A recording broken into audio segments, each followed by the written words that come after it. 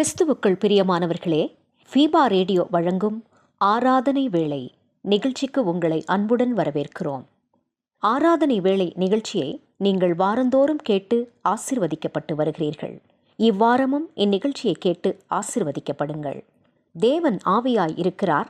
அவரை தொழுது கொள்ளுகிறவர்கள் ஆவியோடும் உண்மையோடும் அவரை தொழுது கொள்ள வேண்டும் என்றார். யோவான் 4:24.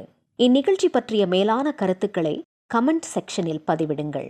உங்கள் நண்பர்களுக்கும் இந்நிகழ்ச்சியை அறிமுகம் செய்யுங்கள். இனி கேளுங்கள் ஆராதனை வேளை.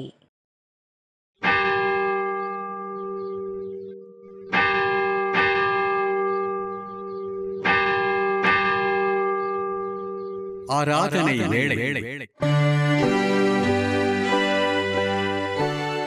நம்முடைய துவக்கம் பிதா குமாரின் பரிசுத்த ஆவியின் திருப்பெயரிலே, ஆமென்.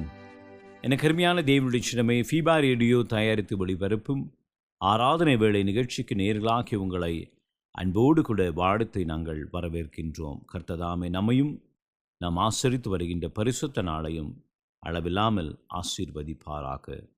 ஆண்டவரை நோக்கி நாம் பிரார்த்தனை செய்வோம். இரக்கங்களின் பிதாவே, எல்லா ஆசீர்வாதங்களுக்கும் ஊற்று தர்மியான காலை வேளைக்காக நன்றி செலுத்துகின்றோம். 3ஆம் மாதத்தினுடைய 4வது ஓய்வு நாளை நாங்கள் ஆசரிக்கும்படியான அருளை தந்திரியதற்காக நன்றிகளை சொல்கின்றோம். ஆசரித்து வருகின்ற லெந்து காலங்களுக்காக உமக்கு நாங்கள் நன்றிகளை சொல்கின்றோம். எங்கெல்லாம் உம்முடைய ஊழியங்கள் நடைபெற்று வருகின்றதோ அங்கெல்லாம் உம்முடைய மக்கள் உம்முடைய சத்தியத்தை கேட்டு மனம் திரும்பி இந்த காலங்களை பயன்படுத்தி கொள்ள அருள் தர வேண்டும் என்று சொல்லி மன்றாடுகின்றோம். இப்பொழுதுமாக இந்த ஆராதனை வேளை நிகழ்விலே பங்கு கொண்டிருக்கின்ற பிள்ளைகளை கண்ணோக்கி பாரும். எந்த நோக்கத்தோடு கூட கர்த்தாவே அவர்கள் பங்கு கொண்டிருக்கின்றார்கள் என்பதையும் அவர்கள் மேற்கொள்கின்ற எல்லா விண்ணப்பத்தையும் நீர் கேட்டு பதிலை தர வேண்டும் என்று சொல்லி மன்றாடுகின்றோம். நிகழ்ச்சியின் முடிவிலே அவர்களுக்குள்ளாக ஒரு பெரிய மாற்றத்தை காணும்படியான அனுபவத்தை தர வேண்டும் என்று சொல்லி மன்றாடுகின்றோம்.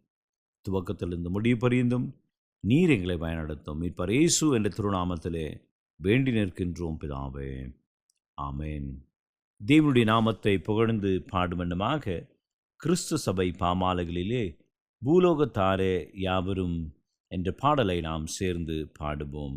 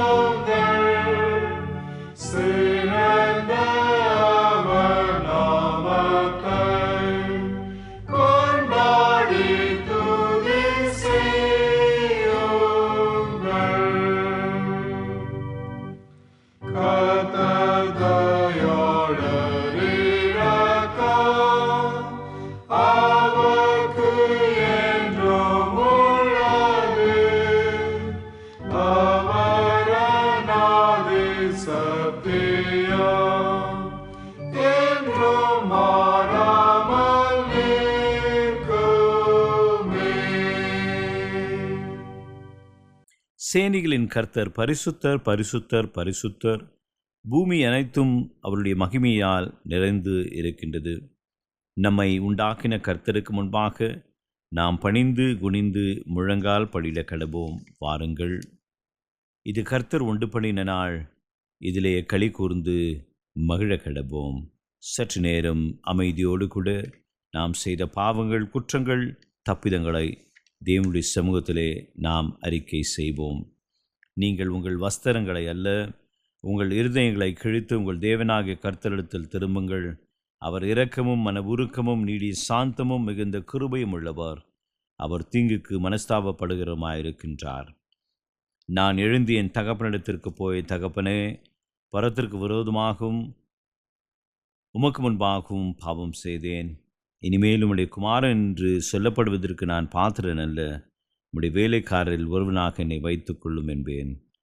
மனம் திரும்புங்கள், பரலோக ராஜ்யம் சமீபமாக இருக்கின்றது. பாவத்தை அறிக்கை செய்த நாம் பாவம் மன்னிப்பின் நிச்சயத்தையும் விசுவாசத்தோடு கூட நாம் பெற்றுக்கொள்வோம். சர்வ வல்லமையும் மிகுந்த இரக்கமுள்ள ஆண்டவர் மன்னிப்பையும் பாவ நிவர்த்தியும் நமக்கு கட்டளையிட்டருளி வாழ்க்கை சீர்படுத்துவதற்கான காலத்தையும் நமது பரிசுத்தாவின் கிருபையும் தேற்றுதலையும் தந்தல்வாராக. ஆமேன். ஆண்டவரை துதியுங்கள், ஆண்டவர் நாமம் துதிக்கப்படுவதாக.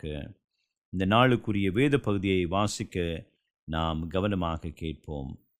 வாசிக்கும்படியாய் தெரிந்து கொள்ளப்பட்ட வேத பகுதி ஏசாயா 43வது அதிகாரம் 1வது வசனத்திலிருந்து 5வது வசனம் முடிய. இப்பொழுதும் யாக்கோபே, உன்னை சிருஷ்டித்தவரும் இஸ்ரவேலே உன்னை உருவாக்கினவருமாகிய கர்த்தர் சொல்லுகிறதாவது, பயப்படாதே, உன்னை மீட்டு கொண்டேன், உன்னை பேர் சொல்லி அழைத்தேன், நீ என்னுடையவன்.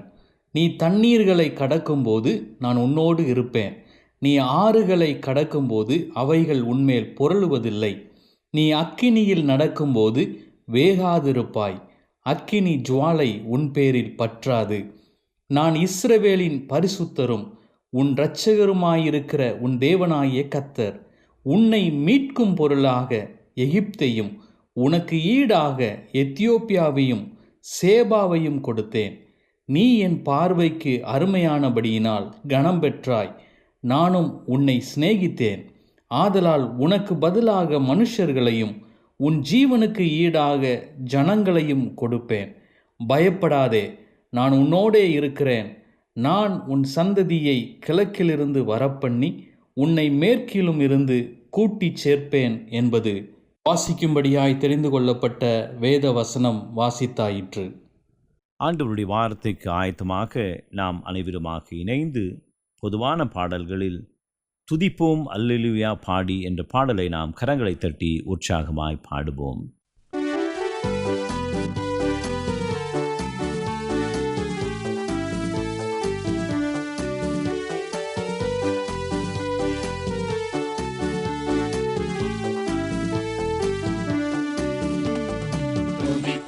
அல்லேலூயா பாடி மகிழ்வோம், மகிமனை போற்றி.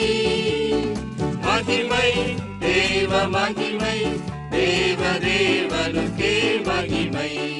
அல்லேலூயா மகிமை தேவ மகிமை, தேவ தேவனுக்கே மகிமை. துதிப்போம் அல்லேலூயா பாடி அஞ்சிடரே இருளிலே என்றும் நடமாடும் கொள்ளை நோயை கண்டும். அஞ்சிடரே இருளிலே என்றும் நடமாடும் கொள்ளை நோயை கண்டும். பயங்கரத்திற்கும் பறக்கும் அம்பிக்கும் பயந்திடை ஜெயித்திடுவே.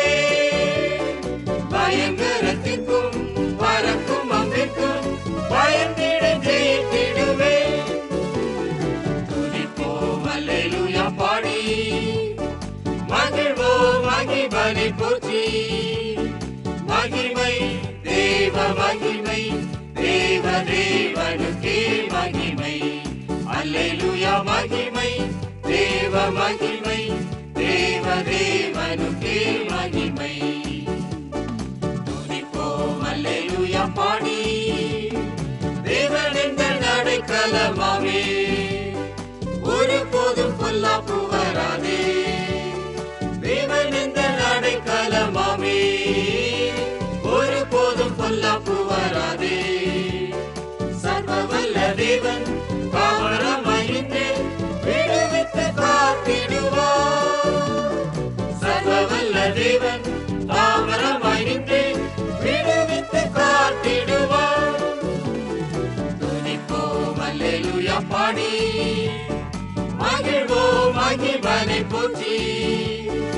மகிமை தேவ மகிமை தேவ தேவனுக்கே மகிமை அல்லேலூயா மகிமை தேவ மகிமை தேவ தேவனுக்கே மகிமை துதிப்போம் அல்லேலூயா பாடி கூவிடும் வேளைகளிலே என்னை தப்புவிக்க ஆத்திரமாய் வந்தார் கூவிடும் வேளைகளிலே என்னை தப்புவிக்க ஆத்திரமாய் வந்தார் சிங்கத்தின் மேலே நடந்திடுவேனே சத்தங்களை மிதித்திடுவேன் சிங்கத்தின் மேலே நடந்திடுவேனே சத்தங்களை மிதித்திடுவேன் துதிப்போம் அல்லேலூயா பாடி மகிழ்வோம் மகிபனை போற்றி மகிமை தேவ மகிமை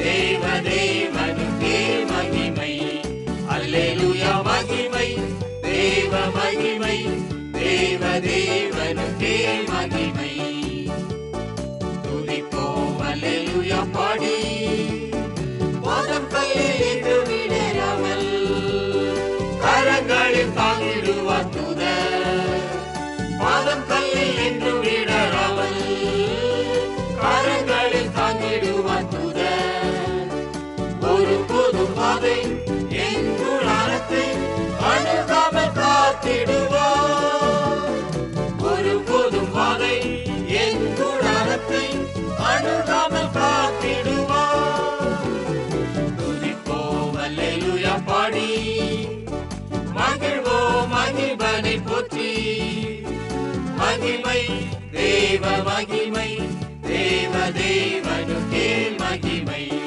அல்லேலூயா மகிமை தேவ மகிமை தேவ தேவனுக்கே மகிமை துதிப்போம் அல்லேலூயா பாடி எனக்கு அருமையான தேவனுடைய இந்த நாளிலுமாக ஆண்டவருடைய வார்த்தையை நம்மோடு கூட பகிர்ந்து கொள்ளும்படியாக வந்திருப்பவர் திருநெல்வேலி பகுதியிலே ஃபீபாவின் திருச்சபை தொடர்பு மேலாளராக தம்முடைய திருப்பணியை ஆற்றி வருகின்ற சகோதரன் எட்வின் முத்துராஜ் ஐயா அவர்கள். சகோதரர் எட்வின் முத்துராஜ் ஐயா அவர்கள் ஆண்டவருடைய சத்தியத்தை நம்மோடு கூட இப்பொழுது பகிர்ந்து கொள்கின்றார். ஜெபத்தோடு கூட நாம் சத்தியத்தை கேட்போமாக. ஃபீபாவின் ஆராதனை வேலை நிகழ்ச்சி நேயர்களுக்கு அன்பின் வாழ்த்துக்களை தெரிவித்துக் கொள்கிறேன். இந்த நாளிலும் கர்த்தருடைய வார்த்தைக்கு ஆதாரமாக ஏசாயா தீர்க்கதரிசியின் புஸ்தகம் 43வது அதிகாரம் 1வது வசனத்தை உங்களுக்காக வாசிக்கிறேன். இப்பொழுதும் யாக்கோபே உன்னை சிருஷ்டித்தவரும் இஸ்ரவேலே உன்னை உருவாக்கினவருமாகிய கர்த்தர் சொல்லுகிறதாவது, பயப்படாதே, உன்னை மீட்டு கொண்டேன், உன்னை பெயர் சொல்லி அழைத்தேன், நீ என்னுடையவன். எனக்கு அருமையான கர்த்தருடைய பிள்ளைகளே, இந்த வார்த்தை இப்படியாக ஆரம்பிக்கிறது, இப்போதும் யாக்கோபே என்று சொல்லி. ஏசாயா தீர்க்கதரிசி இந்த தீர்க்க தரிசன வார்த்தைகளை கூறும்போது இஸ்ரவேல் ஜனங்கள் பாபிலோனின் சிறையிருப்பில் இருந்தனர். யூத ஜனங்கள் கர்த்தருக்கு விரோதமாக கிரியைகளை செய்தபடியினாலே அவர்கள் பாபிலோன் சிறையிருப்பிலே இருக்கும்படியாய் கர்த்தர் அனுமதித்தார். அவர்கள் விக்கிரக ஆராதனை செய்தனர், கர்த்தருடைய தீர்க்கதரிசிகளை நிராகரித்தனர், சமூகத்தில் சமுதாயத்தில் அநீதிகளை செய்து வந்தனர். கர்த்தருக்கு பிரியமில்லாத காரியங்களில் இந்த இஸ்ரவேல் ஜனங்கள் ஈடுபட்டதின் நிமித்தமாய் பாபிலோனின் சிறையிருப்பிலே அங்கே அவர்கள் அடிமைகளாக கொண்டு போகப்பட்டனர். இதனால் எருசலேம் அழிக்கப்பட்டது, ஆலயம் தீக்கிரையாக்கப்பட்டது, பாபிலோனிய சிறையிருப்புக்கு யூதர்கள் கொண்டு போகப்பட்டனர். இது நிமித்தமாக ஜனங்கள் நம்பிக்கையில்லாதிருந்தனர். அவர்களுடைய வாழ்க்கையிலே எதிர்காலத்தை குறித்ததான ஒரு பயம் அவருக்குள்ளே காணப்பட்டது. கர்த்தரால் கைவிடப்பட்ட ஒரு சூழ்நிலையை அவர்கள் உணர்ந்தனர். இப்படிப்பட்ட ஒரு சூழ்நிலையிலே தான் ஏசாயா தீர்க்கதரிசி இங்கே நம்பிக்கையூட்டும் கர்த்தருடைய வார்த்தையை தீர்க்க தரிசனமாக உரைக்கிறார். இப்போதும் யாக்கோபே என்று இந்த அதிகாரத்தில் அவர் ஆரம்பிக்கிறதை நாம் பார்க்கிறோம். அதற்கு முன்பதாக 42வது அதிகாரத்தை நாம் வாசிக்கும் போது இதே ஏசாயா தீர்க்கதரிசி இஸ்ரவேல் ஜனங்களுடைய ஆவிக்குரிய குருட்டாட்டத்தை குறித்து அங்கே பேசுகிறார். இஸ்ரவேல் ஜனங்களின் கீழ்ப்படியாமையை குறித்து 42வது அதிகாரத்திலே அவர் பேசுகிறார். இறுதியாக கர்த்தருடைய கற்பனைகளை கை கொள்ளாத ஜனங்களை குறித்து ஏசாயா தீர்க்கதரிசனம் உரைக்கிறார். இப்படிப்பட்ட ஜனங்களுடைய மனநிலைமையை அறிந்துதான் 43வது அதிகாரம் 1வது வசனத்தில் இப்பொழுதும் யாக்கோபே என்று கூறுகிறார். இஸ்ரவேல் ஜனங்கள் கர்த்தருக்கு விரோதமாக பாவம் செய்த போதும் கர்த்தருடைய இரக்கம் அவருடைய நியாய தீர்ப்புக்கும் மேலாக கிரியை செய்கிறது என்பதை ஏசாயா தீர்க்கதரிசியின் மூலமாய் கர்த்தருடைய வார்த்தை இந்த 43வது அதிகாரம் 1வது வசனத்தில் வெளிப்படுகிறதை நாம் பார்க்கிறோம். இப்பொழுதும் யாக்கோபே உன்னை சிருஷ்டித்தவரும் என்று இங்கே கர்த்தர் சொல்லுகிறார். யாக்கோபு என்பதற்கு எத்தன் என்று பொருள். இந்த அருமையான இஸ்ரவேல் ஜனங்கள் கர்த்தருக்கு பிரியமில்லாமல் எத்தனமாக கர்த்தருடைய வார்த்தைக்கு கீழ்ப்படியாமல் கர்த்தருக்கு விரோதமாக அவர்கள் கிரியை செய்த போதும் ஆண்டவர் ஒன்றை நினைப்பூட்ட விரும்புகிறார். யாக்கோபே உன்னை சிருஷ்டித்தவர் நான் தான். இரண்டாவதாக இஸ்ரவேலே உன்னை உருவாக்கினவருமாகிய கர்த்தர் சொல்லுகிறதாவது, யாக்கோபாய் எத்தனாய் இருந்த நம்மை இஸ்ரவேலாக, இஸ்ரவேல் என்பதற்கு தேவனை தேடுகிற ஒரு கூட்டம், தேவனை தேடுகிற ஜனம் என்று அர்த்தம். இஸ்ரவேலாக உன்னை உருவாக்கினவராகிய கர்த்தர் சொல்லுகிறதாவது, பயப்படாதே என்று கர்த்தர் இங்கே நமக்கு வாக்கு பண்ணுகிறார். எனக்கு அருமையானவர்களே, ஏசாயா தீர்க்கதரிசியின் மூலமாய் புறப்பட்ட இந்த வார்த்தையின் போது இஸ்ரவேல் ஜனங்கள் நம்பிக்கையில்லாதிருந்தார்கள். அவர்கள் தேவன் நம்மை கைவிட்டாரோ என்ற சிந்தனை உள்ளவர்களாயிருந்தார்கள். எதிர்காலத்தை குறித்த பயம் அவர்களுக்குள்ளே காணப்பட்டது. அதனால தான் ஆண்டவர் சொல்லுகிறார், பயப்படாதே, உன்னை சிருஷ்டித்தவர், உன்னை இஸ்ரவேலாய் உருவாக்கினவர் நான் என்பதை கர்த்தர் தம்முடைய ஜனத்திற்கு நினைப்பூட்ட விரும்பினார். எனக்கு அருமையானவர்களே, அநேக விதமான சூழ்நிலைகளிலே தேவனை விட்டு நாம் விலகும் போது, தேவனை விட்டு நாம் பின்வாங்கும் போது, நாமும் இப்படிப்பட்ட கைவிடப்பட்ட நம்பிக்கை இல்லாத அல்லது எதிர்காலத்தை குறித்ததான பயத்தை உடையவர்களாய் நாம் இருக்கும்போது நம்முடைய ஆண்டவர் நமக்கு வாக்கு பண்ணுகிறார், பயப்படாதே, உன்னை சிருஷ்டித்தவரும் உன்னை உருவாக்கினவருமாகிய கர்த்தர் நான் தான் என்பதை கர்த்தர் இங்கே நினைப்பூட்ட விரும்புகிறார். எனக்கு அருமையானவர்களே, யாக்கோபாக எத்தனாக இருந்த நம்முடைய வாழ்க்கையை, தேவனுக்கு பிரியமில்லாதிருந்த நம்முடைய வாழ்க்கையை தேவனுடைய ஜனமாய், இஸ்ரவேலாக, தேவனை தேடுகிற ஒரு கூட்டமாய் கர்த்தர் நம்மை உருவாக்கினவர். கர்த்தருடைய வார்த்தைகளை விட்டு அவருக்கு பிரியமில்லாத, கீழ்ப்படியாத ஒரு வாழ்க்கையை நாம் வாழ்ந்து கொண்டிருந்தாலும் கர்த்தர் மறுபடியுமாய் நம்மை பார்த்து அழைக்கிறார், பயப்படாதே. அது மாத்திரமல்ல, உன்னை மீட்டு கொண்டேன் என்று கர்த்தர் சொல்லுகிறார். இந்த லெந்து காலங்களிலே ஆண்டவருடைய சிலுவை பாடுகள், மரணத்தை குறித்து நாம் தியானிக்கிறோம். எனக்கு அருமையானவர்களே, இந்த மீட்பு அந்த சிலுவையிலே ஆண்டவராகிய இயேசு கிறிஸ்துவின் மூலமாய் நமக்கு மறுபடியுமாய் கிடைக்கப்பெற்றது. தேவனுடைய ஒரே பேரான குமாரன் மூலமாய் அவருடைய சொந்த இரத்தத்தை சிந்தி நம்மை மீட்டு கொண்டிருக்கிறார். விலைக்கிரயம் கொடுத்து நம்மை மீட்டெடுத்திருக்கிறார். அதனால தான் இங்கே ஆண்டவர் தீர்க்க தரிசன வார்த்தை நமக்கு நேராய் வருகிறது, உன்னை மீட்டு கொண்டேன். அது மாத்திரமல்ல, உன்னை பெயர் சொல்லி அழைத்தேன் என்று கர்த்தர் சொல்லுகிறார். ஆவிக்குரிய கலாச்சாரத்தில் ஒருவரை பெயர் சொல்லி அழைப்பது என்பது ஒரு தனிப்பட்ட அந்த மனிதனுடன் உள்ள உறவை குறிக்கிறது. எனக்கு அருமையானவர்களே, தேவனால் தெரிந்தெடுக்கப்பட்டவர்களாய், தேவனால் அழைக்கப்பட்டவர்களாய், தேவனால் பிரித்தெடுக்கப்பட்டவர்களாய், ஒரு ஜனக்கூட்டமாய் மாத்திரமல்ல, தனிப்பட்ட விதத்தில் ஆண்டவர் நம்மை பார்த்து சொல்லுகிறார், உன்னை பெயர் சொல்லி அழைத்தேன் என்று. யோவான் 10வது அதிகாரம் 3வது வசனத்தில் நாம் வாசிக்கிறோம், ஆடுகளும் அவன் சத்தத்திற்கு செவி கொடுக்கிறது. அவன் தன்னுடைய ஆடுகளை பெயர் சொல்லி கூப்பிட்டு அவைகளை வெளியே நடத்தி கொண்டு போகிறான்.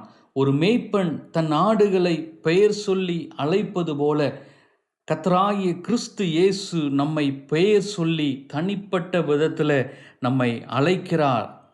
அது மாத்திரமல்ல, இறுதியாக நீ என்னுடையவன் என்கிறார். இது ஒரு கணவன் தன்னுடைய மனைவியை பார்த்து சொல்லுகிறது. ஒரு மனைவி தன்னுடைய கணவனை பார்த்து சொல்லுகிற வார்த்தை, நீ என்னுடையவன், நீ என்னுடையவள். மணவாளனாகிய கிறிஸ்து இயேசு மணவாட்டியாகிய சபையை பார்த்து சொல்லுகிறார், நீ என்னுடையவன். எனக்கு அருமையானவர்களே, எவ்வளவு பெரிய தேவ அன்பு! தம்முடைய ஒரே பேரான கிறிஸ்துவின் மூலமாய் தம்முடைய சொந்த இரத்தத்தை சிந்தி நம்மை மீட்டு கொண்டவர், பெயர் சொல்லி அழைத்தவர், நீ என்னுடையவன், நீ என்னுடையவள் என்று அவர் உரிமை கொள்ளுகிறதை நாம் பார்க்கிறோம். இந்த லெந்து காலங்களில் இன்னும் அதிகமாய் தேவனுடைய அன்பை நாம் அறிந்து கொள்வோம்.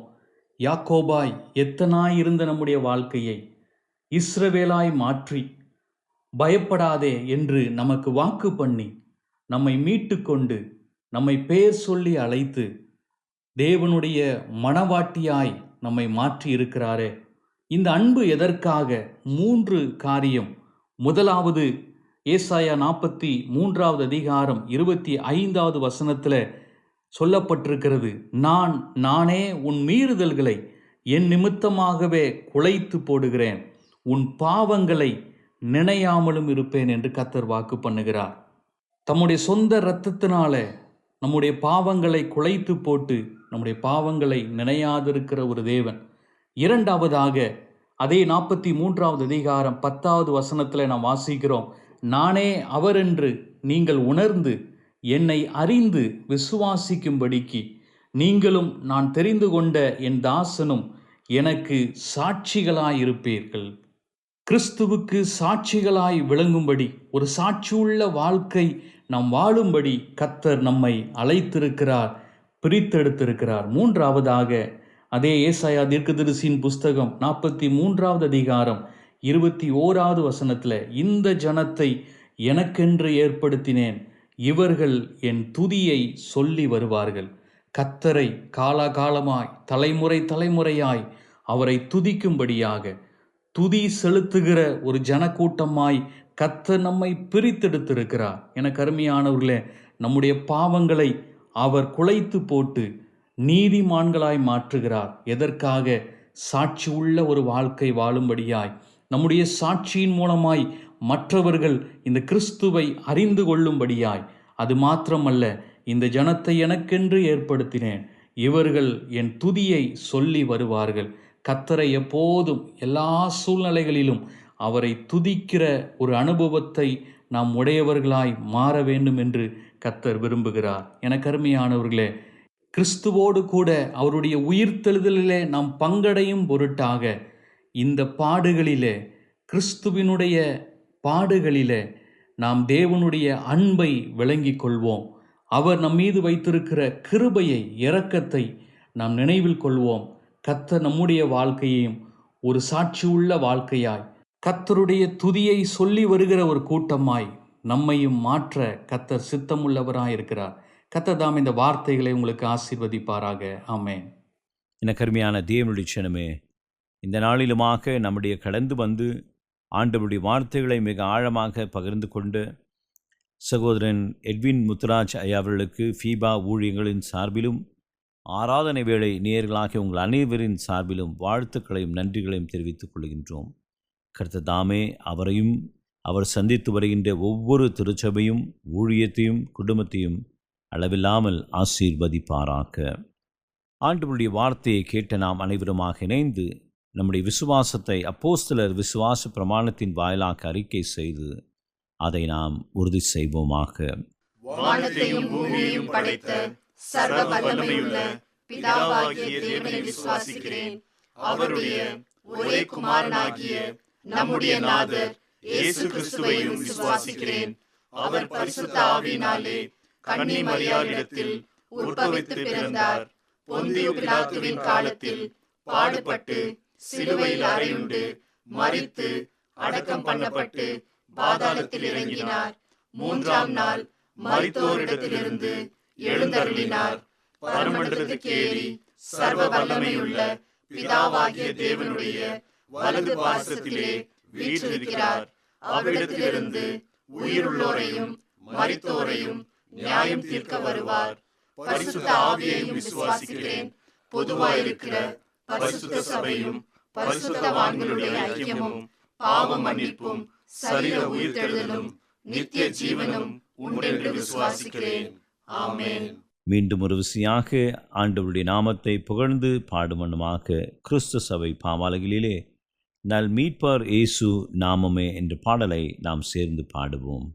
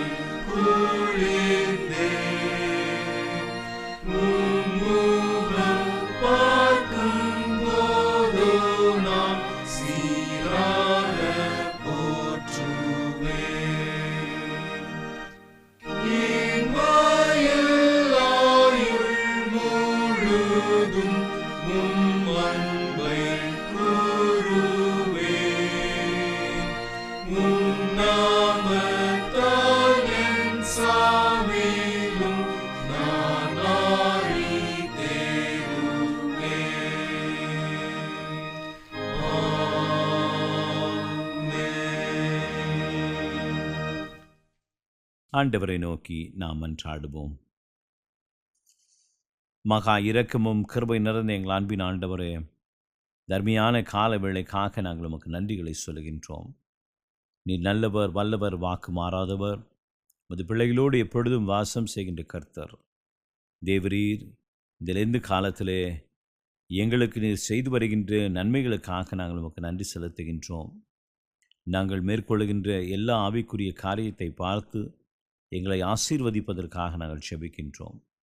எங்கெல்லாம் உம்முடைய ஊழியங்கள் இந்த காலத்தில் நடைபெறுகின்றதோ அங்கெல்லாம் உங்கள் பிள்ளைகள் சென்று வார்த்தைகளை கேட்டு பயன்பெற அருள் செய்ய வேண்டும் என்று சொல்லி மன்றாடுகின்றோம். இப்பொழுதுமாக இந்த ஆராதனை வேளை நிகழ்விலே பங்கு கொண்டு உடைய சத்தியத்தை கேட்ட பிள்ளைகளுக்காக நாங்கள் மன்றாடுகின்றோம். தங்கள் குறைகளையும் தங்கள் தேவைகளையும் இப்பொழுது தெரிவித்து கொண்டிருக்கின்ற நமது பிள்ளைகளை கண்ணோக்கி பாரும். நாங்கள் முகத்தை பார்க்கின்றோம், கர்த்தர் இருதயத்தை பார்க்கின்றீர். அவருடைய இருதயத்திலே அவருடைய தேவைகளை பார்க்கின்றீர். பார்க்கின்ற கர்த்தராக மட்டுமில்லாமல் பார்த்து பதில் தருகின்ற ஆண்டவராக நீர் இருப்பதற்காக நன்றி செலுத்துகின்றோம். அவர்கள் என்ன காரியத்தை கேட்டாலும் கர்த்தர் அதை செய்து அவர்களை ஆசீர்வதிக்க வேண்டும் என்று சொல்லி மன்றாடுகின்றோம். கேளுங்கள், உங்கள் சந்தோஷம் நிறைவாயிருக்கும்படி பெற்றுக்கொள்வீர்கள் என்றுடைய வேத வாக்கின்படியே அவள் கேட்கின்ற அனைத்து ஆசீர்வாதத்தையும் அவளுக்கு தந்து பயனடத்தி காத்தள வேண்டும் என்று மீட்பெரும் இரட்சகருமான இயேசு கிறிஸ்துவின் இனிய நாமத்திலே வேண்டி நிற்கின்றோம் பிதாவே, ஆமேன். ஆண்டவர் நமக்கு சொல்லித்தந்த கர்த்தருடைய ஜெபத்தை நாம் ஒன்றாக ஏறெடுப்போம். பரமண்டலங்களில் இருக்கிற எங்கள் பிதாவே, உம்முடைய நாமம் பரிசுத்தப்படுவதாக, உம்முடைய ராஜ்யம் வருவதாக, உம்முடைய சித்தம் பரமண்டலங்களில் செய்யப்படுகிறது போல பூமியிலேயும் செய்யப்படுவதாக. அன்றன்றுள்ள அப்பத்தை இன்று தாரும். எங்களுக்கு விரோதமாய் குற்றம் செய்கிறவர்களுக்கு நாங்கள் மன்னிக்கிறது போல எங்கள் குற்றங்களை எங்களுக்கு மன்னியும். எங்களை சோதனைக்குள் பிரவேசிக்க பண்ணாமல் தீமையிலிருந்து எங்களை ரட்சித்துக் கொள்ளும். ராஜ்யமும் வல்லமையும் மகிமையும் என்றென்றைக்கும் உடையவைகளே. ஆமென். ஆண்டவரின் ஆசீர்வாதத்தை விசுவாசத்தோடு கூட நாம் பெற்றுக்கொள்வோம். தந்தை, மாய்ந்தன், தூயாவியின் அன்பு, கிருபை, சமாதானம், கூட்டுறவு நம்முடனும் நாம் கேட்ட சத்தியத்துடனும் நாம் கேட்டிருக்கின்ற ஆசீர்வாதத்துடனும் பெற இருக்கின்ற நன்மையுடனும் இன்றும் என்றும் சதா காலங்களிலும் தங்கி நிலைத்து இருப்பதாக.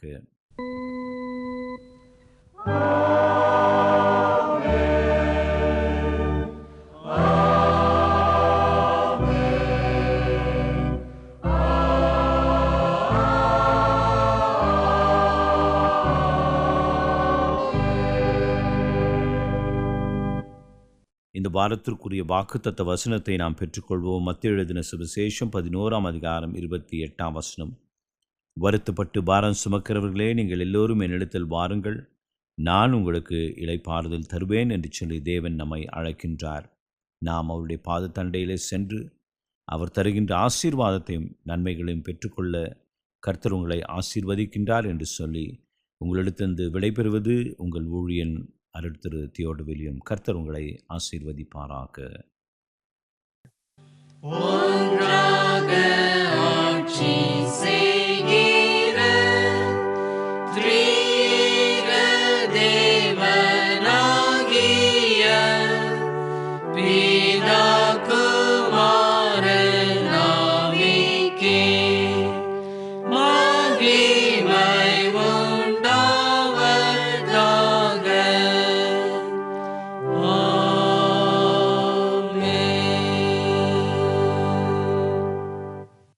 மீண்டும் நினைவுபடுத்துகிறோம் நேர்களே, நீங்கள் ஃபீபா ரேடியோவின் நிகழ்ச்சிகள் பற்றிய தகவல்களை அறிந்து கொள்ள விரும்பினால் டிஸ்கிரிப்ஷன் பாக்ஸில் கொடுக்கப்பட்டுள்ள லிங்கை கிளிக் செய்யுங்கள்.